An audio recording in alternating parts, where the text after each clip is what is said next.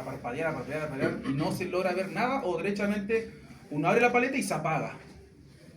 Me ha pasado un montón de veces. Y a dar rato dije, no, ya no quiero pasar por eso, porque imagínese, es tiempo perdido.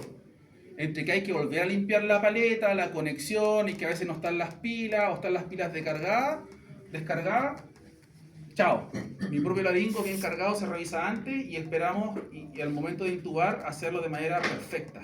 Ya no puede hacer ni más o menos ni mal, tiene que ser perfecto. Es tiempo valioso. ¿Ya? Porque en la mayoría de los casos, a mí no me gusta en lo personal, pero en la mayoría de los casos es mucho más fácil intubar a un paciente que está en apnea al que está ventilando. ¿Ya? Pero para intubar a un paciente que está en apnea tiene que tener una mente muy fría. ¿Ya? Y tiene que tener todo muy calculado y tiene que ser muy hábil para poder hacerlo. En lo personal, yo prefiero intubar a un paciente que esté ventilando a uno que esté haciendo apnea. ¿Ya? Entonces, ¿por qué digo que es más fácil? Porque obviamente no está la vibración de los cartílagos. ¿Ya? Por lo tanto, la abertura que hay ahí se ve perfecto. Pues en un paciente que está ventilando, sobre todo un braquicéfalo, que está todo ahí junto, ahí, es difícil, es más difícil, ¿ya? Pero obviamente, si ustedes creen que es más fácil intubar en un paciente que está en apnea, háganlo, se puede hacer con mucha seguridad. Lo personal a mí no me gusta, ¿ya? Por lo tanto, problema con el suministro de gases, de oxígeno sobre todo, a veces está empezando la cirugía, oye, quedan 2 rayas de oxígeno. Y uno está ahí, chuta, ¿irá a alcanzar para toda la anestesia el oxígeno? Sí, no, uno hace un cálculo rápido, oye, te puede durar, no sé, 90 minutos de anestesia, puede durar 60 minutos, 70 minutos, ¿estamos bien alcanzados, no? Entonces esas cosas no pueden pasar, ¿ya? Usted cuando, los que les gusta estar ahí, que se lo dediquen a anestesia, tienen que estar tranquilos haciendo el acto anestésico, o sea, con todo el equipamiento, independiente que sea básico, pero todo que esté en perfectas condiciones. ¿Ya? El tubo de oxígeno cargado dentro de los niveles que se necesitan, ¿ya? Pero no puede tener otra presión externa que usted no puede controlar, ¿ya? Porque ahí obviamente pueden ocurrir muchas veces problemas que no queremos, ¿ya? Desconexión del circuito respiratorio, esto ya se lo había comentado, me parece que hace unas clases atrás, donde hay veces que se desconecta justamente la conexión, valga la redundancia, que está insertado en el tubo traqueal y esto se inserta al corrugado. Entonces hay veces que en cirugía los pacientes se tienden a mover porque, no sé, el cirujano los mueve, por ejemplo, los cambian de posición, etc. Y muchas veces esa conexión se suelta del tubo traqueal. Entonces, ¿qué me ha ocurrido a mí en algunas oportunidades? Es que yo, me parece que les comenté a ustedes, ¿o no? ¿Lo que pasaba? ¿Sí o no? No, parece que no. ¿Sí? Pero hablen, pues, digan algo. No sé, pues si no viene la clase pasada. Porque esto es súper importante. Porque el paciente visualmente se va a ver que está intubado y que está todo conectado. Pero cuando usted empieza a ver parámetros que el paciente está haciendo del plano hipnótico, y dice, pero ¿cómo está haciendo el plano hipnótico? Usted lo evalúa y resulta que la conexión que va del tubo al cono se soltó. Sí, trajo hasta... Traía el tubo, ¿no? Sí. Dejé el tubo en la mochila, no lo saqué más. ¿Ya? Entonces, eso se suelta y a veces está separado por centímetros, pero esa separación hace que el paciente no se ventile bien. Sobre todo en actos anestésicos donde tiene que trabajar en boca. ¿Ya? Porque hay harto movimiento, que le abren el hocico, que tira la lengua para allá, la lengua para acá, que saca el sensor, que pone el sensor, etc. ¿Ya? Y eso se puede aflojar. ¿Ya? Así que tener cuidado con eso. Avancemos. Ahora vamos a ver otros conceptos básicos que son importantes para ir avanzando con lo que viene más adelante. Y vamos a ver los principios de la monitorización de la temperatura, principalmente en nuestros pacientes, que tienen que ver con la hipotermia y con la hipertermia. ¿Ya? En ambos casos, nuestros pacientes se podrían complicar bastante, incluso fallecer por hipotermia y también por hipertermia. ¿Ya? Y esto es muy importante porque esto es lo que muchas veces no se toma en cuenta, o se toma en cuenta muy poco, ¿ya? Pero le vamos a dar harta importancia porque muchos pacientes fallecen por esto y no se le atribuye que la causa de muerte fue la hipotermia o la hipertermia. Ya piensa que fueron por otros motivos. Entonces, lo primero se los puse ahí de torpedo, ¿ya? Temperatura y rango normal en perros y gatos va desde los 37,8 a los 39,2. En un paciente que está anestesiado, se entiende que la temperatura normalmente tiende a bajar. ¿Por qué? Porque obviamente no es normal que un paciente esté anestesiado y que esté en un estado deprimido del sistema nervioso central. No es normal eso. Entonces, ¿qué es lo que ocurre? Que el organismo compensa eso tratando de bajar la temperatura. Entonces, normalmente las temperaturas podrían ir 37,5, 37,4, pero idealmente no menos que eso. No menos que eso. Entonces, ¿a qué responden los cambios de temperatura? Principalmente los termorreceptores. Y hay termorreceptores que están distribuidos por gran parte del organismo de nuestros pacientes. Los primeros en piel, en el hipotálamo. ¿Ya? Recuerden que el hipotálamo está el centro termorregulador. En la médula espinal. En vísceras abdominales. Por eso que es tan importante en cirugías abdominales mantener la temperatura lo más equilibrada posible en nuestros pacientes. ¿Cómo? Ahí lo vamos a ver cómo se hace. Y en grandes vasos. También hay receptores que determinan cambios de temperatura en nuestros pacientes. ¿Ya? Miren aquí esta imagen, sacada de uno de los libros que utilizamos. ¿Ya? Si se dan cuenta acá, el paciente podría perder temperatura por a lo menos 4 eventos. Podría perder. Este paciente está dispuesto, ¿cómo se llama este posicionamiento? De cúbito dorsal. Cúbito dorsal, ¿cierto? Por lo tanto, el paciente podría perder temperatura por convección, por radiación, por conducción y por evaporación. Esos son los principales fases por las cuales un paciente podría perder temperatura.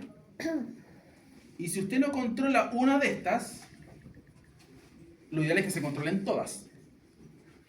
Pero si usted por ABC motivo se olvidó de cubrir alguno de estos pasos, el paciente va a perder temperatura. Y cuando hablamos de cirugía de más de 60 minutos, esto puede ser vital y puede ser decidor entre la vida y la muerte del paciente. Profe, ¿cómo sería por convección? Vamos a explicar cada uno de ellos. ¿Ya?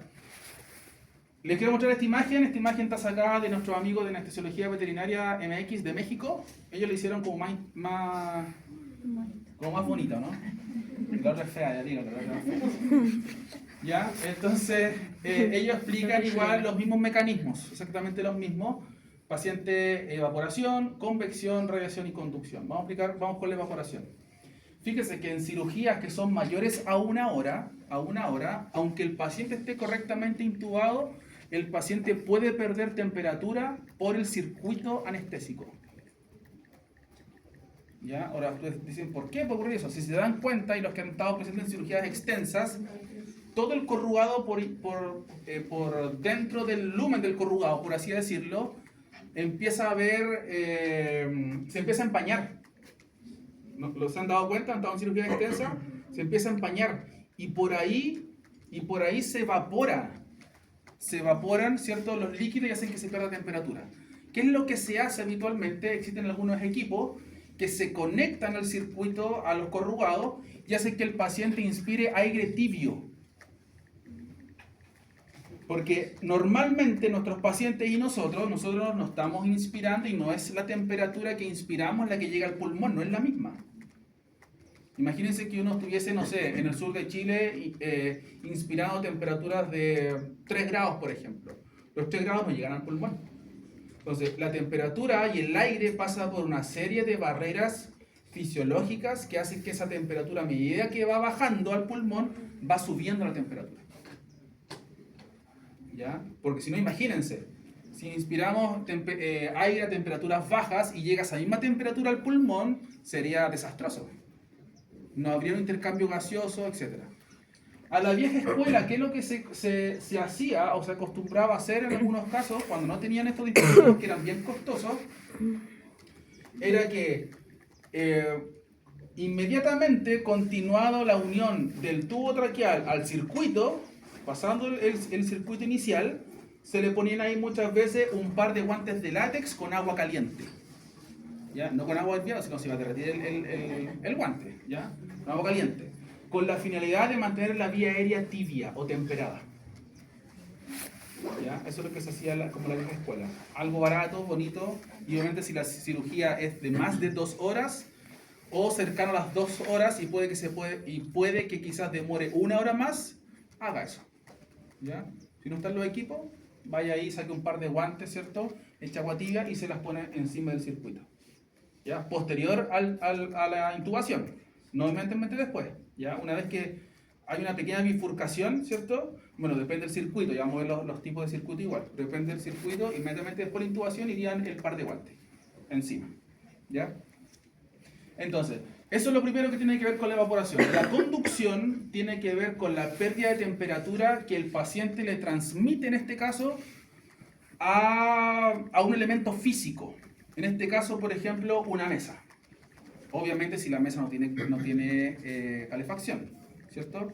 Lo que se recomienda, pese que quizás la mesa cuente o no con calefacción, traten de aislar inicialmente la piel del paciente con la mesa. Aíslenla de alguna forma.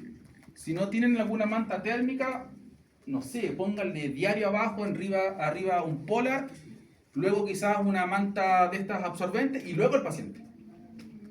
Y luego todos los mecanismos para que el paciente la temperatura la mantenga. Guatero, todo lo que a usted se le ocurra. ¿Ya? Todo lo que a usted se le ocurra, pero hágalo. El paciente no puede ir de manera descubierta directo a esa mesa quirúrgica que es muy fría. No puede ir directamente. ¿Ya? Insisto, si no tienen métodos un poquito más tecnológicos, ni tan tecnológicos, una manta térmica, pucha, en China costará 15.000 pesos, yo creo. No más que eso, no es tanto el gasto al beneficio que tiene. ¿Ya? Ojo, las mantas térmicas no debiesen superar los 42 grados de temperatura Celsius. ¿Ya? Porque se describe que sobre esas temperaturas podrían generar quemaduras en el paciente. O sea, el paciente entró a una cirugía, no sé, de cuerpo extraño de 2 horas, salió de la cirugía, pero quedó con quemadura AB. ¿Ya? Entonces, no puede ser eso. ¿Ya? No puede ocurrir. Por eso las temperaturas de las mantas térmicas no debiese superar los 42 grados. Y si tiene para medirlo, no superen los 42 grados. ¿Ya? Porque unas mantas térmicas tienen hasta 60 grados, y no sé quién aguanta 60 grados arriba de una manta térmica. ¿Ya? Yo sé que hay gente que sí. El agua de la Pero se van a quemar con 60 grados. Es mucho. Es mucha temperatura. ¿Ya? Mucha temperatura. ¿Van por límite de peso las mantas? ¿Ah? ¿Van por límite de peso? No, no va por peso. Lo que sí tienen que tener en cuenta es que tienen que cubrir todo o la mayor extensión del paciente. ¿Ya? Por ejemplo, si el paciente va a estar de cuido lateral y se va a operar, por ejemplo, solamente el miembro posterior o derecho, traten de cubrir todo con temperatura. Porque a veces yo he estado en algunas cirugías donde la manta térmica, por ejemplo, está solamente en el tórax, a la altura del tórax, cervical hasta tórax, y de lumbar para atrás no tienen nada. Nada. Entonces traten de cubrir todo el largo del paciente, que tiene que estar con temperatura adecuada. ¿Ya? Conducción.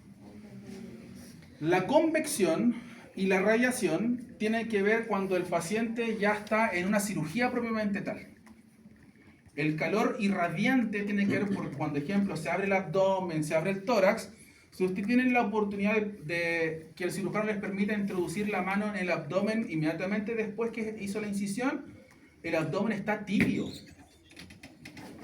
Está tibio el abdomen. O sea, el abdomen está tibio, muy tibio. ¿Ya? Por lo tanto, cuando inmediatamente se abre el abdomen, todo ese calor se irradia y genera esta convección. ¿Ok? Y eso también, obviamente, se puede controlar. No le vamos a meter una manta adentro, ¿ya? Pero en muchas oportunidades, cuando se sabe que la cirugía abdominal va a ser extensa, en muchas oportunidades se les va incorporando suero tibio y se le van poniendo gasas tibias intraabdominales, tienen que contar las gasas obviamente, ya no dejar alguna gasa adentro, para que se mantenga la temperatura, ya, se mantenga la temperatura del paciente, ¿ok? Entonces, no perder toda esta fase, ¿cierto? Para que el paciente se mantenga su temperatura lo más estable posible. Avancemos. Miren, ¿dónde podemos medir la temperatura ahora? Habitualmente, desde el punto de vista anestésico, se presentan estos tres. Unas, obviamente, que son mucho más fidedignas a la medición y más seguras, pero generalmente tenemos tres: la rectal, la esofágica y la superficial. ¿Ya? Las más utilizadas, o la más utilizada, es la esofágica, luego podría ser la rectal y por último la superficial. ¿Ya? ¿Por qué la rectal no es en este caso, una vía fidedigna para medir temperatura? Porque muchas veces el recto está con contenido de deposiciones. ¿Ok? Entonces, para que tenga una medición exacta, tendría que vaciar el colon, ya quizás haciendo un enema previo a la cirugía, y obviamente eso es más engorroso. ¿Ya? Incluso hay veces que hay muchos pacientes que entran a cirugía que están con contenido en colon y recto, y usted le va a introducir la sonda y el paciente se defeca. ¿Ya? Entonces, ojo con eso. La más utilizada es la esofágica, y la esofágica se introduce en este caso una línea de medición, que es como un cable, ¿ya? Es una sonda que va conectada al monitor, y como usted ya sabe que la tráquea está intubada, no tiene por dónde equivocarse. Ahora sí intuba el esófago. ¿Ya?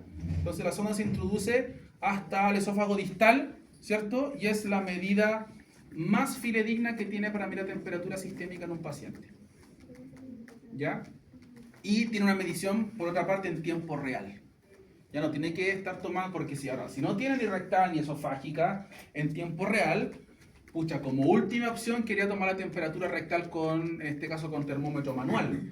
No es la idea, pero si está en un lugar extremo y no tiene nada, es preferible eso que no tenga ninguna medición. Pero no va a ser muy exacta, la verdad. ¿Ya? Necesitamos mediciones en tiempo real, que vayan marcando números de manera permanente. ¿Ya? Y esto importante, se los puse ahí con... no es negrilla, ¿cómo se llama esto? Pero está marcado, ¿ya? Está marcado. No olvidar, dice, la medición permanente de la temperatura ambiental del espacio de trabajo. No es suficiente que el paciente esté con las medidas de mitigación de temperatura.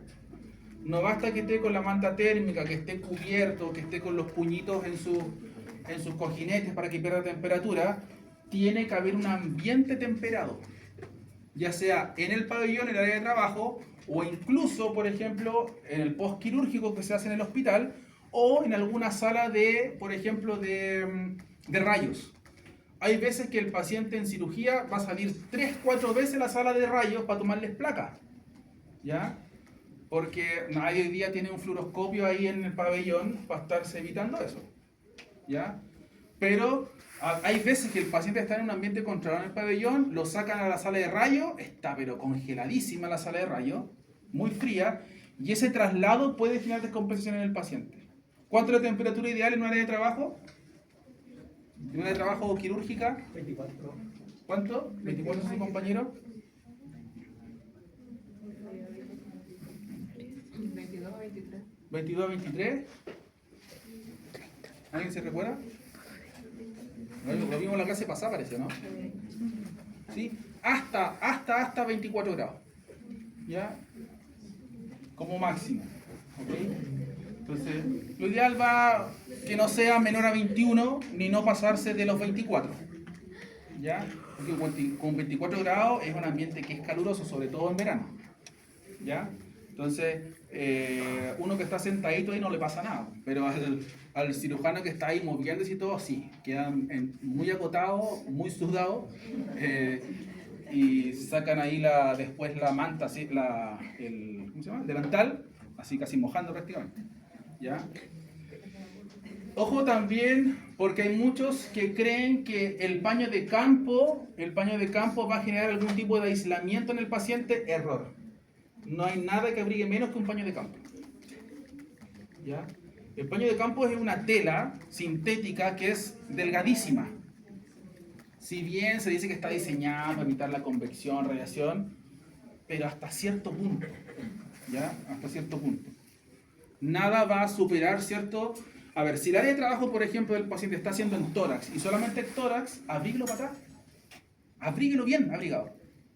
Está con manta térmica, póngale quizás algún tipo de manta, algo en particular, si el área de trabajo solamente está definida en un sector. ¿Ya? Lo mismo que pasa cuando trabajamos, por ejemplo, con pacientes que se va a trabajar en boca, ¿ya? O en cabeza, no sé, cherry eyes, alguna malformación, etcétera. Yo lo abrigo bien como un hijo único del cuello para atrás. Bien abrigado. Porque el área de trabajo es en cabeza. Yo necesito que el cuerpo esté temperado, que esté abrigado y que algo tan sencillo, entre comillas, como la temperatura, no me vaya a generar problemas a mi paciente. Es lo que menos quiero, lo que menos queremos. ¿Ya? Entonces, los espacios de trabajo, insisto, si usted sabe que la cirugía que se va a realizar mañana, el paciente a lo menos va a salir 2 veces a que le hagan radiografías, por favor prepare la sala de rayos. Y que se mantenga entre 21 y 23, 24 grados. ¿Ya? Si es que hay un pasillo por el que tiene que pasar, antes de sacarlo, abríguelo bien. ¿Ya? Porque resulta que usted puede que el paciente esté muy temperado en pabellón, lo pasa por el pasillo, le sacaron todo. Lo lleva por el pasillo, le pusieron una pura gasa encima de la herida. Nada más que eso. Lo lleva a la sala de rayos, le tomaron placa, no le gustó al cirujano, para allá, una vuelta para allá. No le gustó la vista, para allá de nuevo. Sacar, no sé, 3, 4 disparos, vuelve al pabellón y el paciente ya perdió 1 grado de temperatura. Y ese grado puede marcar la diferencia. ¿Ya? Miren. Como definición de hipotermia también se las puse ahí. ¿Ya? Definición de hipotermia, para que la atesoren. Es el descenso de la temperatura corporal por debajo de los valores normales. Ya sabemos cuáles son los valores normales, también les dejé los valores ahí, ¿cierto? Y dentro de la hipotermia se describen principalmente 2. Una que es deliberada y otra que es accidental. ¿Ok? Y cuando hablamos de deliberada son las pérdidas que el paciente habitualmente va a tener por la anestesia o por la cirugía. ¿Ya? Es habitual. Pero tenemos otras, que están descritas acá en el siguiente cuadro, que son accidentales, ¿ya? Que dependen de algo, de algunos ciertos factores. Entonces tenemos la hipotermia farmacológica, que se produce principalmente por fármacos depresores. ¿Ya? Que si usted no está atento a los fármacos que va a utilizar, puede que ni siquiera tenga idea que el fármaco le va a causar una hipotermia al paciente. Y va a estar súper bien usted, no, ¿para qué vamos a tapar si no pasa nada con esto? Pronóstico, por suerte, favorable. Hipotermia por extenuación, ¿ya? Exposición a un ambiente frío. Hay veces que el paciente puede estar calefaccionado, pero la temperatura ambiente del pabellón, pucha, es un iglú adentro.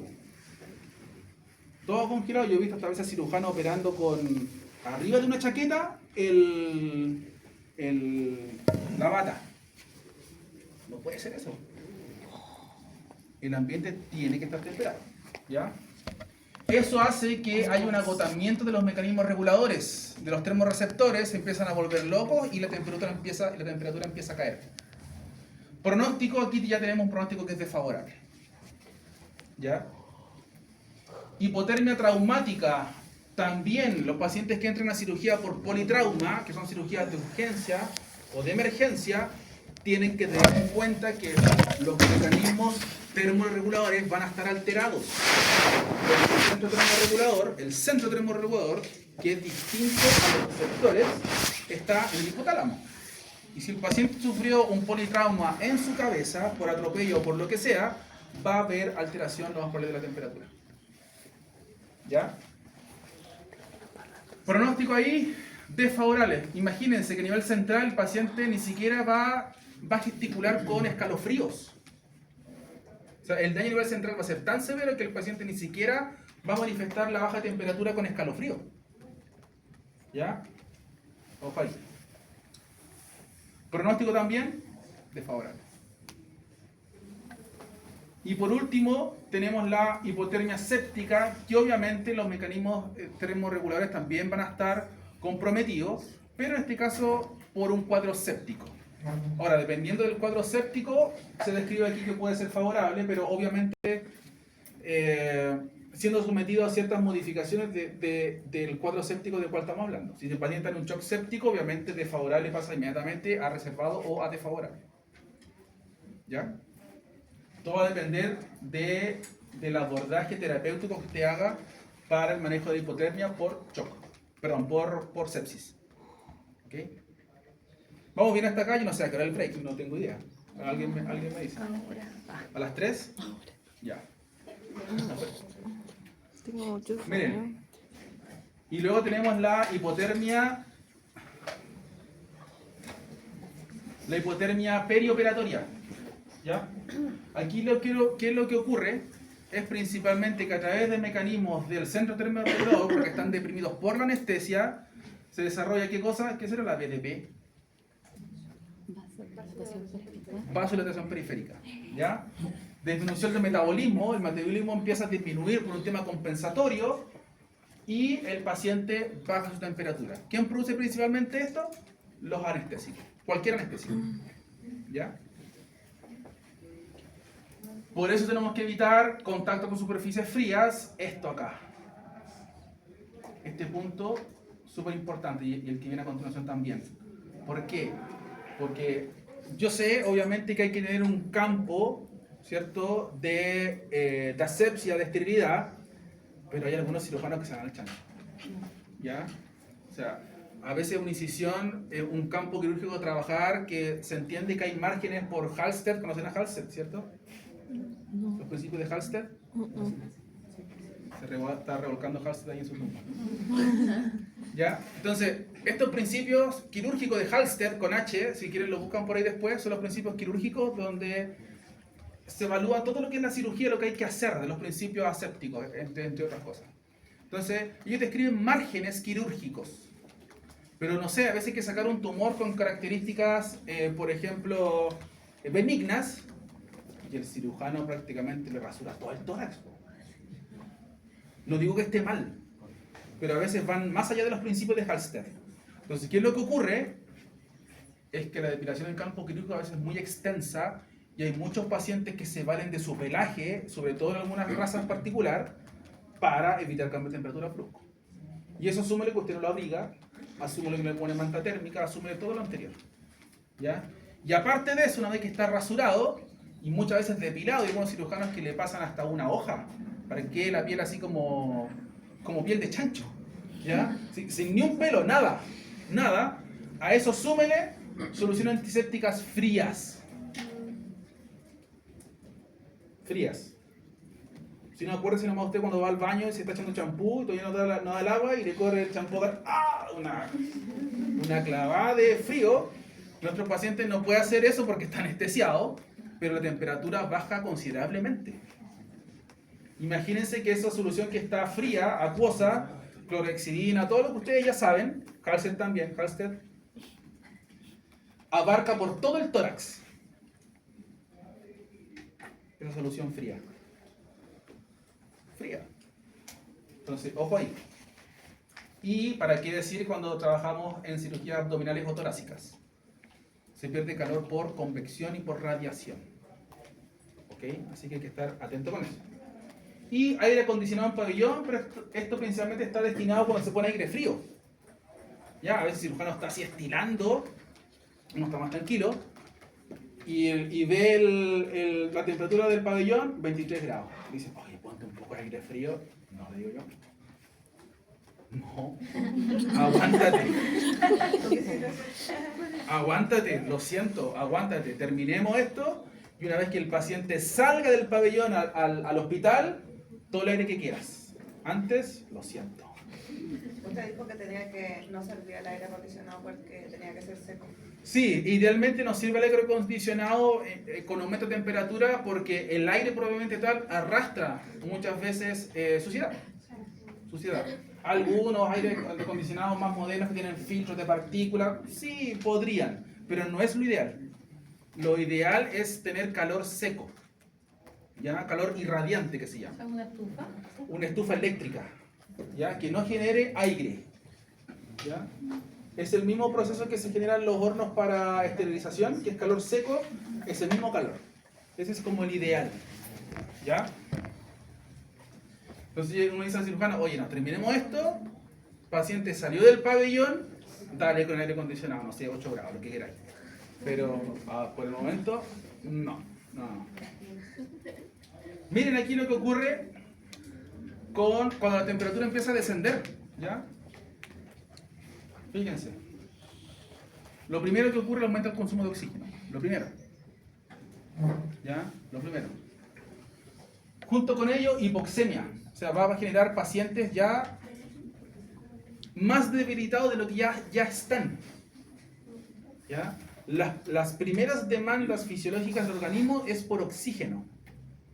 Por eso que existen las 3H de la muerte, que es la hipotensión, la hipotermia y la otra, hipoxia. Si se juntan esas tres, saca el pabellón mejor. Le va a morir paciente. ¿Ya? Entonces, las primeras demandas son de oxígeno y solamente por un mal manejo de temperatura. Solamente por manejar la temperatura. ¿Qué ocurre en 32 34 grados? Se disminuyen los requerimientos anestésicos. ¿Pero por qué se disminuyen? Porque el paciente está en un metabolismo muy bajo. Por lo tanto, con bajas concentraciones de gases, el paciente está muy deprimido. Y uno dice, ¡oh, qué bueno, me estoy agarrando gas!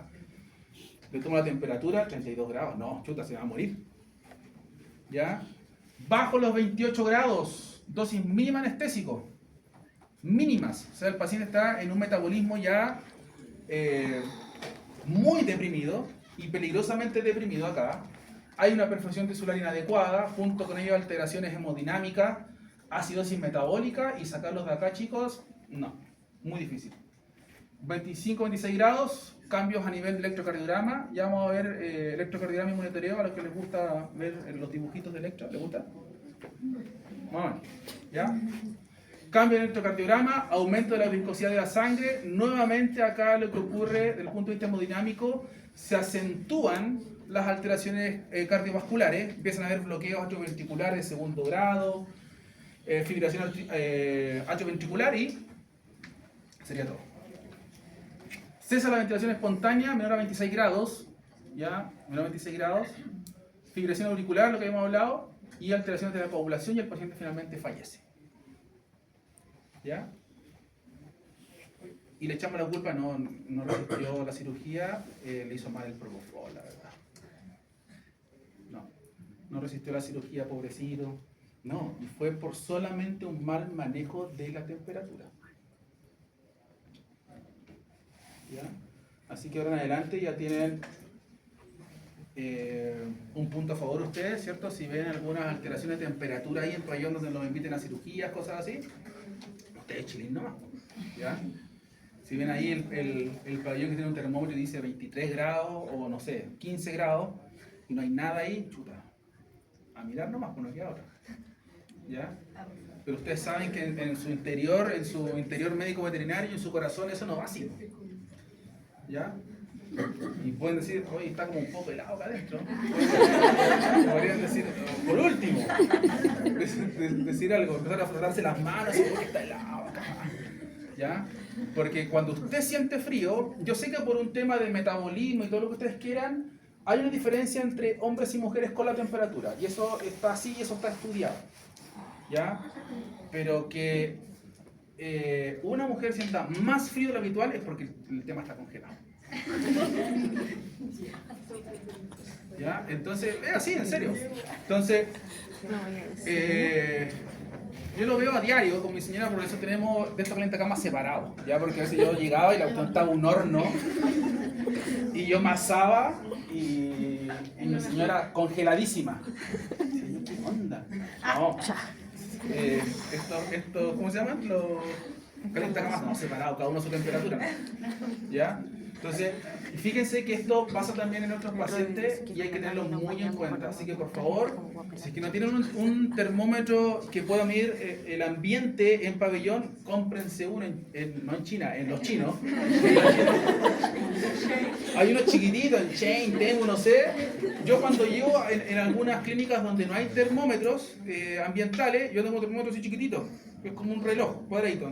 Entonces yo llego y lo primero que pongo, el termómetro. Ya está ahí con la temperatura. Oye, pero es que hay que hacerlo. Y uno mira la temperatura, pero un poquito, 12 grados el pabellón. Congeladísimo. Oye, si no llega a 21, no lo metemos a pabellón todavía.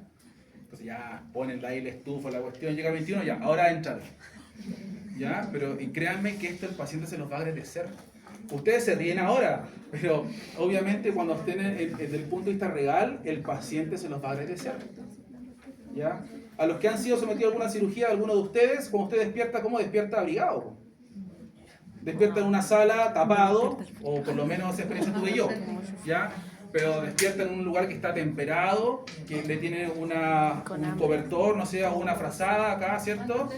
Una manta, porque ellos saben el manejo de la temperatura. De hecho, cuando usted va de la pieza al pabellón, el pabellón está temperado. No sé si han percibido ese cambio, a menos que estén muy nerviosos y estén bloqueados y estén en otro multiverso y no sienten nada, ¿ya? Pero la temperatura del pabellón es distinta, está temperada, ¿ya? Y ellos temperan a través de un flujo laminar que se llama. El piso está... Por ejemplo, si tenemos a un perro que está con baja temperatura ya en plena anestesia, uno se da cuenta que está con baja temperatura. Uno sí o sí hay que empezar a abrigarlo, ¿cierto? Pero ¿qué pasa con los requerimientos de anestesia? ¿Cómo se maneja la anestesia en ese punto? ¿De igual forma? ¿En pacientes con hipotermia? Sí, que están ya con baja temperatura. Lo primero que tenemos que velar, ¿escuchar la pregunta de su compañera? Dígala de nuevo, por favor, más fuerte. Que si en un paciente que tenemos en cirugía empieza a bajar la temperatura y uno se da cuenta que está bajando la temperatura, aparte de abrigarlo, ¿qué pasa con los requerimientos de anestesia? ¿Cómo se mantiene la anestesia después de saber que está bajando la temperatura? Ya. Lo primero que tienen que hacer en ese caso es, primero que todo, evaluar el plano hipnótico del paciente. ¿Ya? Porque usted lo que menos quiere es que el paciente despierte. No quiere eso. Entonces, mientras el plano hipnótico se mantenga estable, y en el caso que el paciente empiece a bajar los requerimientos de gases o, en este caso, de fármacos hipnóticos como el Propofol, preocúpese un poco más. Porque recuérdense que a medida que bajando la temperatura, los requerimientos anestésicos de mantención son menores. No es porque está haciendo una buena pega de anestesia, sino porque el metabolismo está tan bajo que el paciente con la nada misma está entrando en un plano hipnótico muy profundo. Entonces, lo primero que hay que hacer es generalmente para el manejo de temperatura, lo primero hay que aumentar el fluido. El ritmo del fluido. ¿Se recuerdan cuánto es el ritmo del fluido en una cirugía electiva? La mantención, ¿cuánto es el ritmo? Es de 50 el peso por 50 dividido en 24 y ahí sale No, pero es el requerimiento para hidratación. No puede ser el de mantención. De mantención en 24 horas para un paciente que está no en un acto anestésico. 5 a 10 ml kilo-hora. 5 a 10 ml kilo-hora. Ese es el requerimiento de fluido en una cirugía de mantención en una cirugía, como básico. ¿Estamos bien o no? ¿Estamos acá? Estoy en el plano hipnótico. Estoy echando como que está entrando en Godel ya, ¿no? Casi. Eso es lo primero. Entonces, generalmente uno debe partir con los requerimientos mínimos, 5 ml kilo-hora. ¿Ya? O sea, si el paciente pesa 5 kilos, ¿cuánto es el volumen? No es con cálculo. Ya los pillé, listo. Sí. 5 ml por El el paciente peso. pesa 5 kilos. Y usted tiene que hacer el cálculo de fluido de mantención en cirugía. ¿Cuánto sería el volumen? 10. 5 por 5. ¿Cuánto sería? 25. Vamos, díganlo, pues estamos... 5 por 5. ¿Cuánto? ¿Cuánto? 25 ml hora. ¿Sí o no? Si hacemos el cálculo inicial con 5 ml kilo hora, un paciente de 5 kilos. ¿Estamos bien o no? ¿5 por 5? 25. 10. Aprobado. ¿Ya? Ok, entonces 25 ml hora. En eso partimos. En eso partimos. Si vemos que la temperatura empieza a descender, recuerde que el metabolismo baja. ¿Ya? La perfusión baja y uno que no quiere que la perfusión baje. Entonces lo primero, aumenta el ritmo del fluido. ¿Ya? Si está, por ejemplo, con un fluido, por ejemplo, cloruro de sodio, y aún así haberlo aumentado al doble, a 10 ml kilo hora, sigue habiendo una depresión o una mantención de esa temperatura baja, cámbielo. Cambie el fluido, cambie la ringa lactata. En 10 ml kilo hora. ¿Ya? El fluido tiene que entrar tibio. ¿Ya? Tiene que entrar tibio. Recuerden que hoy en día hay equipos unas pins, hay una serie de equipos tecnológicos para entibiar el fluido. Si no tienen ninguna de esas cosas, hágalo al método old school. ¿Ya? ¿Cuál es el método old school? Guatero. ¿Cuál es otro? Pero para entibiar el fluido, para el fluido Ah, precisamente. microondas. ¿Ah? El microondas. Microondas. Lo envuelven en water en la vía, o también podría hacerlo con a una taza, ¿cierto? A una taza, échele agua caliente con agua fría y introduzca su dedo en la taza y que aguante su temperatura el dedo. Si no puede aguantar, eso está muy caliente. ¿Ya? Se aguanta su dedo, parte de la bajada del suero, usted la enrolla, ¿ya? No la anude, la enrolla solamente y la deja sumergida en la taza. Old school, estamos jóvenes. ¿Ya?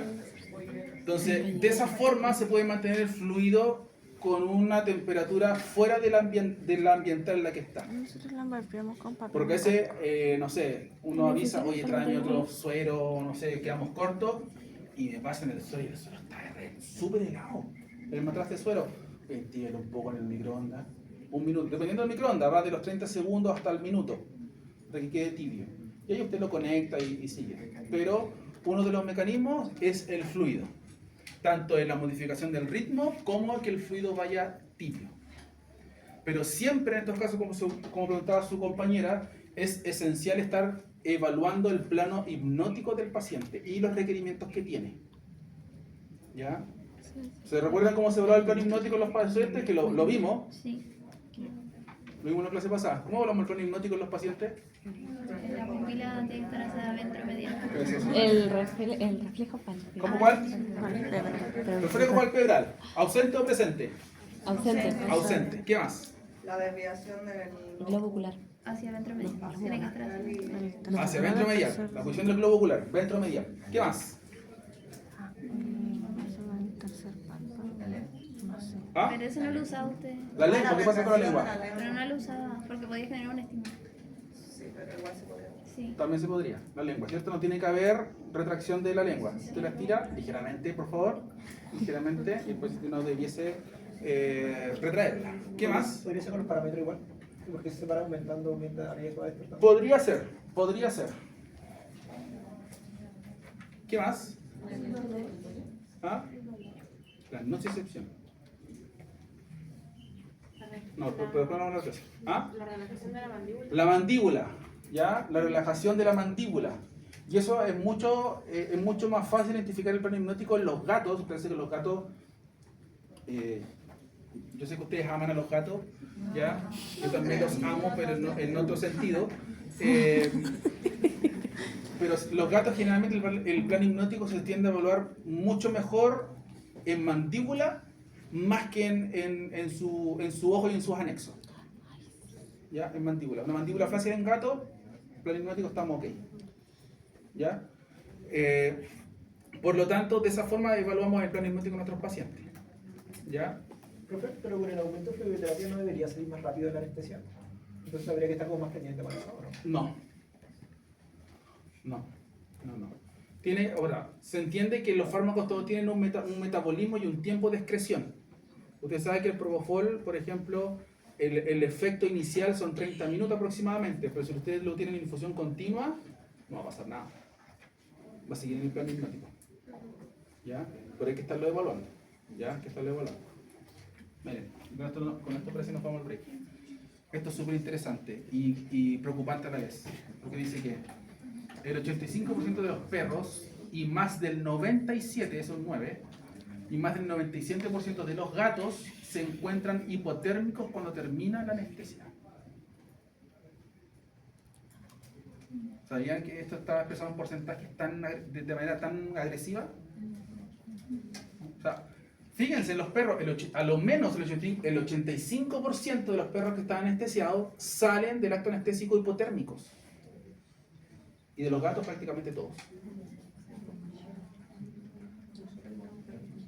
De hecho, por eso es que la mayor tasa de mortalidad está dada en el postoperatorio más que en el intra o perioperatorio. Porque como piensan que ya el paciente se estuvo, está ventilando bien, no, lo dejamos en el hospital y, oye, ¿prendiste la calefacción? No, hace mucho calor, aquí vamos a andar prendiendo. Resulta que el gato lo va a ver a los 20 minutos y el gato está tieso. Yo sé que decir que, por ejemplo, en los operativos, los animales salen, pero Hipotérmicos, pero severos. Yo creo que esos pobres pacientes, por gracias, salen vivos. No sé cómo salen vivos de esos operativos. Bueno, hay mucha experiencia de operativos, pacientes que despiertan a los 2 días después, 3 días después, Mi San Bernardo se demoró 24 horas en despertar completamente. 24 horas, imagínense. ¿Sí? Yo he tenido casos muy de cerca, 2 días el paciente como trapo en la casa.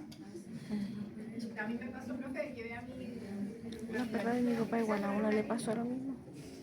Y cuando la fui a Cuando buscar, lo operaron como la me lo llevé a la casa y seguía en la noche y dije, ay, no, se va a morir.